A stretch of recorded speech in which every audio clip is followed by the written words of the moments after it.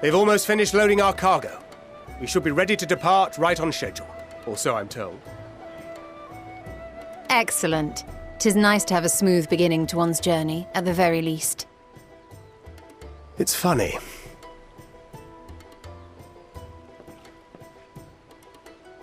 Master Louis Soir came here on a ship very much like this one. And now, years later, the street urchin he befriended that day is bound for his mentor's homeland. With his mentor's grandchildren, no less. Aye. 'Tis upon reflection that every twist of time's river and fate's whims are brought into sharp relief. Thou hast matured much in the intervening years. Wert thou not caught attempting to relieve Master Louisois of his purse scant moments after he made landfall upon this dock?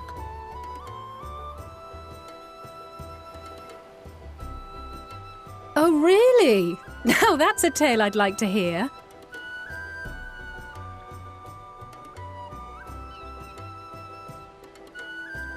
Will this be your first visit to Charlian, Sir Estinian?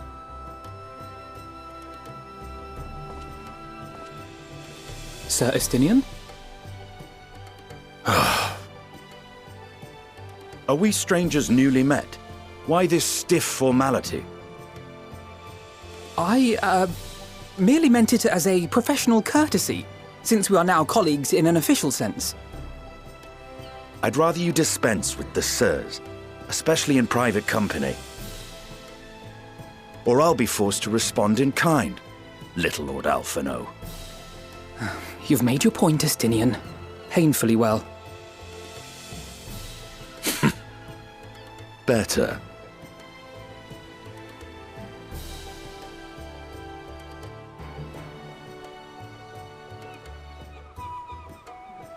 Are you all right, Tataru? Distraught? Me? Don't be silly. I think it's lovely that they get to see their homeland.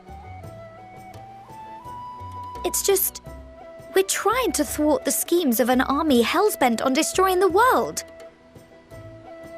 And, once again, I have to stay behind and worry that this is the last time I'll get to see my friends.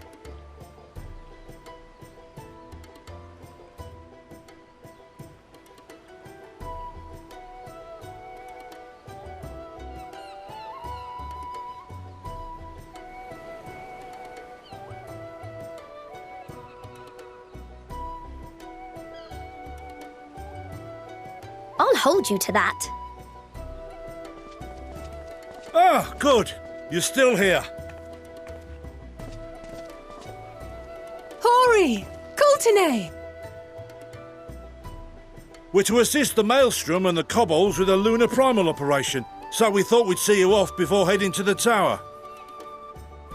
Flamine and the others wish you all a safe journey and promise that they'll look after things here until you return. We will too, of course. Aye, we, your fellow Scions of the Seventh Dawn, will do our part to ensure the end of the world won't happen on our watch. We're set to sail! All aboard for Charlian!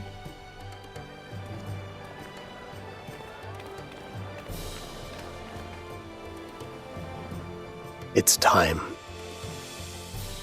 Then we must delay no longer. We will contact you the moment we learn aught of value. Wish us luck.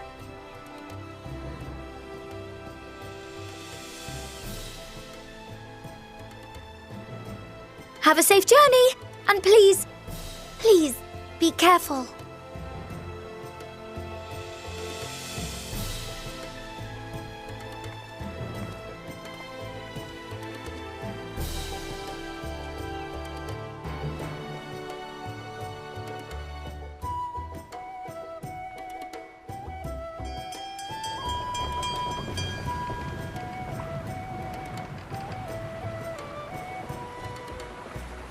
And so you venture forth unto the unknown.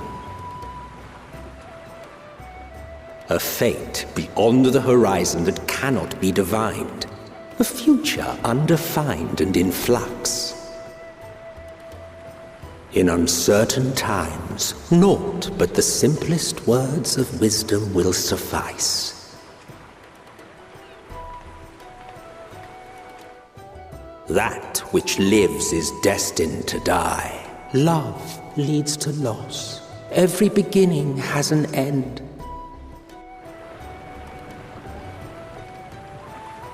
Treasure every moment, every step of your descent.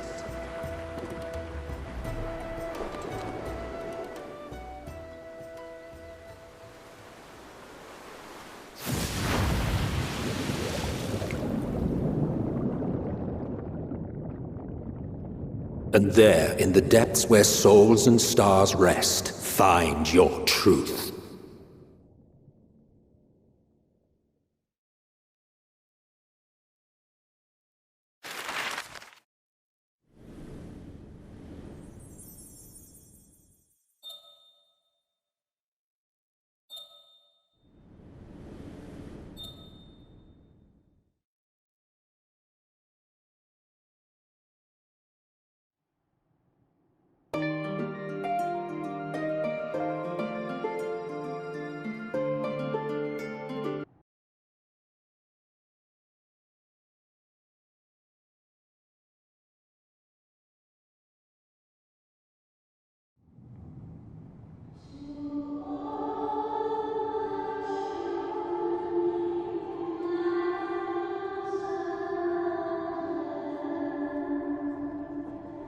Here.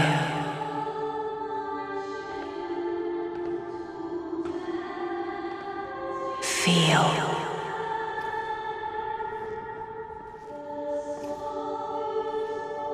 Think.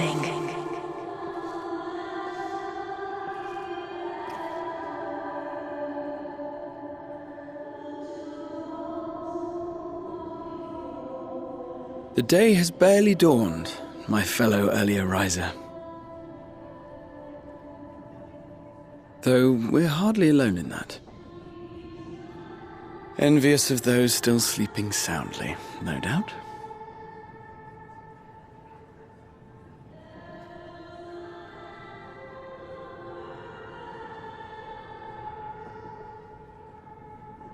Called out to you, you say?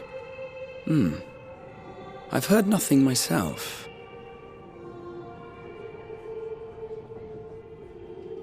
In any case, I dare say the sea air will do you good. Why not join the others on deck? Charlian should be coming into view at any moment.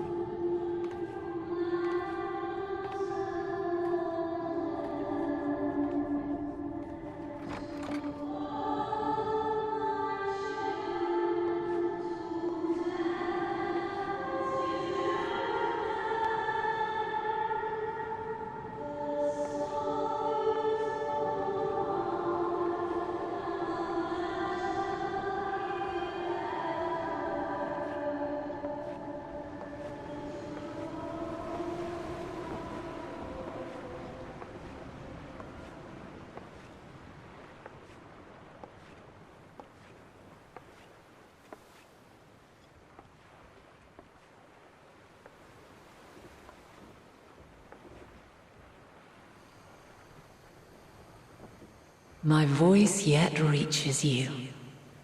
I am glad.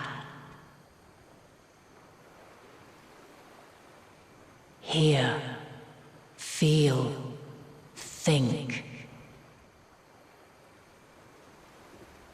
And thus do we meet face to face at last, my warrior of light, guided by the crystal.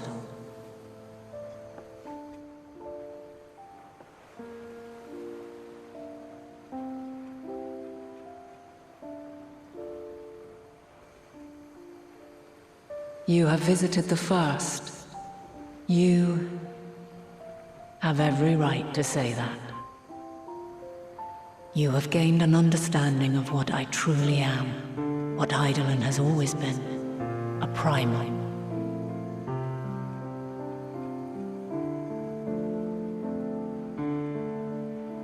Zodiac was created to forestall the apocalypse which threatened the ancient world, and I was brought forth to bind him. Yet 7 times now, those who would orchestrate a return to that bygone era have rejoined a shard to the god I had sundered. The greater his strength grows, the swifter does mine own diminish. The power to draw your mind into the rift betwixt is no longer mine to wield. Yet though it taxes me sorely, I dare not leave these words unsaid.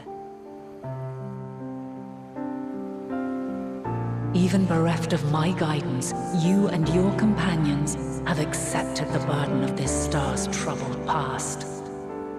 A conjunction has begun to form, an intertwining of your time and mine. Wheels shudder and turn. Conflict looms, monumental, which will decide the fate of this world and all life upon it. When you truly understand what is at stake, and your journey has prepared you to surmount the insurmountable, then shall I honor the promise made in another time, another age.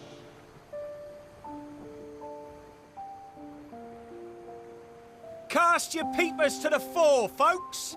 Sharlayan's just over yonder. I will not keep you further.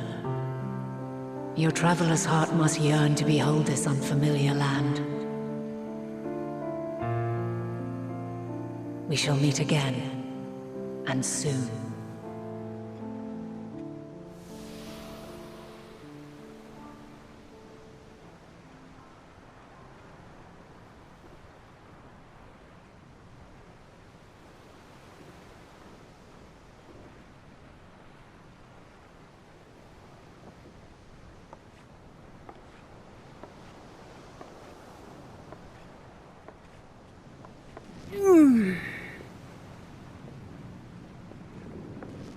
Oh, what a fine morning.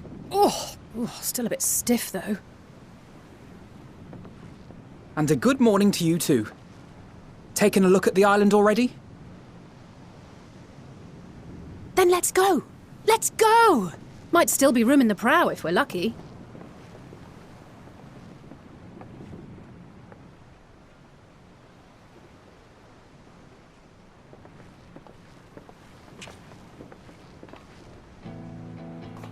Ah, the sleepers have arisen. There she is. Good old Sharlayan. Oh, I see it.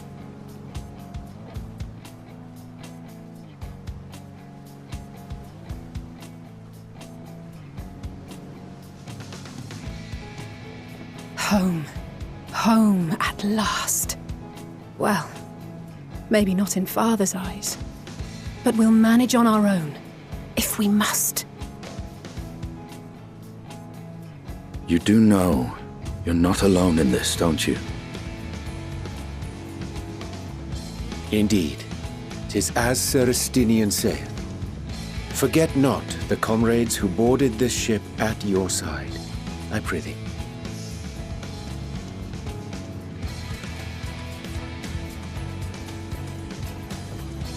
Thank you, my friends. We are ever grateful for your steadfast support. Upon arrival, we will be disembarking into the heart of Sharlayan proper.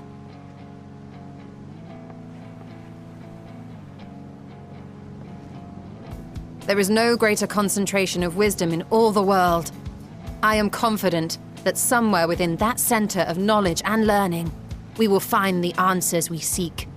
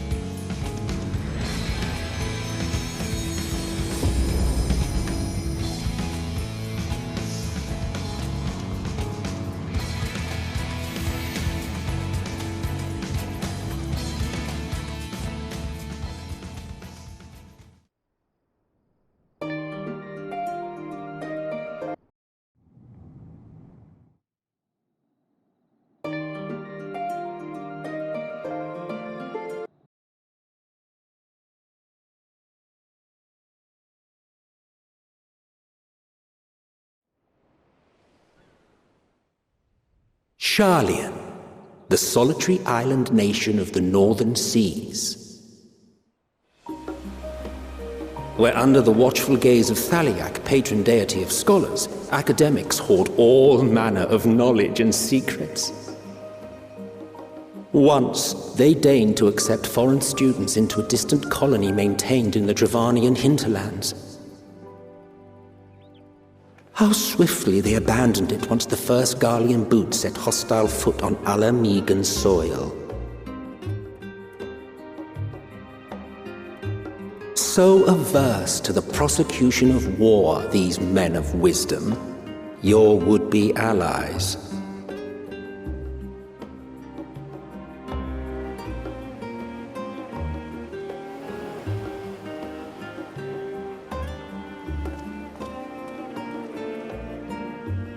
I thought they'd never let us off the ship.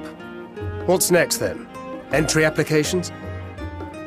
Hopefully they find no cause to deny us.